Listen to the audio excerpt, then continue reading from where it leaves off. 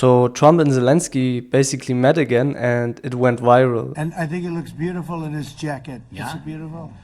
I hope people notice. It's actually very stylish. I like it. Yeah, please. I'll summarize the meeting for you and then give you the left-leaning perspective and the right-leaning perspective, so that you have a whole picture and can form your own opinion on that matter. So both leaders had different goals in mind. Zelensky wanted to get Tomahawk missiles, which are missiles that can strike far into Russian territory, even reaching maybe Moscow.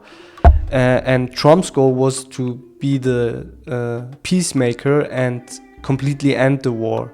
As you can already tell, these are pretty different and conflicting goals, which was also felt in the meeting.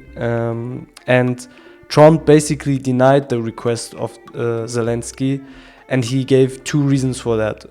One reason was that he was afraid that giving those missiles to Ukraine could escalate the conflict more, which is contradicting to his goal of ending the war. The second reason was that he argued that giving away the missiles would deplete America of a strategic resource.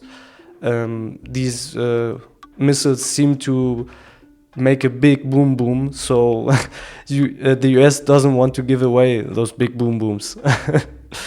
And in general, you could say that this is a reversal of Trump's position, because some weeks prior to that he publicly, talked about sending those missiles to Ukraine, and now he changed the position.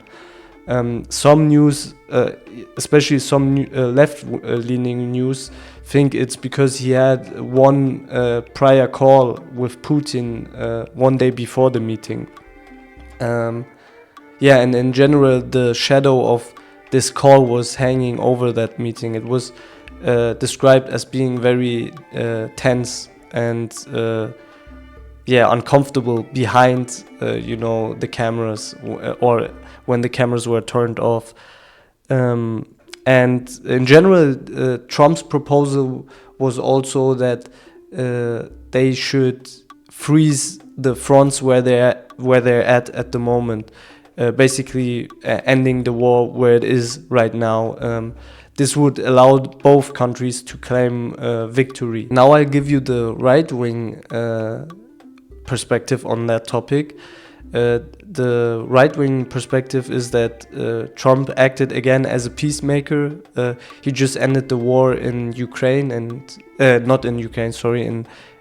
He just ended the war in Israel and Gaza, and they praised him for his peacemaking efforts in that meeting, and they also praised him for this America First approach, where he doesn't want to give away the missiles to other countries and keep them for America.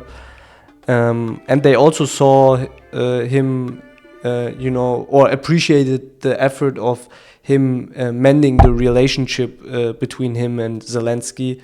At some point, he complimented him on his suit, and in general, in front of the camera, it was he was being very nice.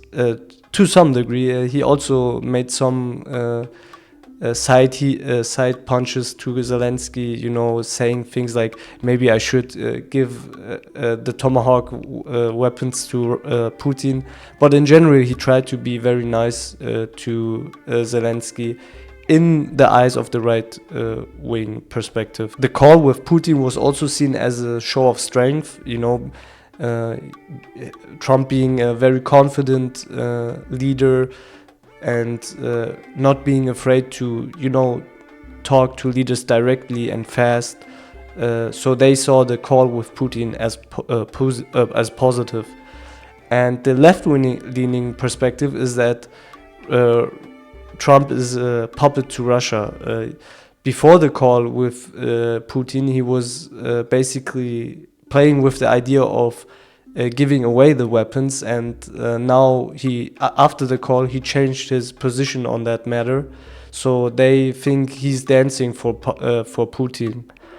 And also they see Trump as unpredictable, meaning that he changes his position pretty fast and is not a predictable ally, especially for the European allies. It's hard to form a long-term strategy because Trump is behaving pretty unpredictable and not being 100% with America's commitment in the war. And also they think that Trump is very susceptible to flattery and persuasion. This is the summarization of the meeting.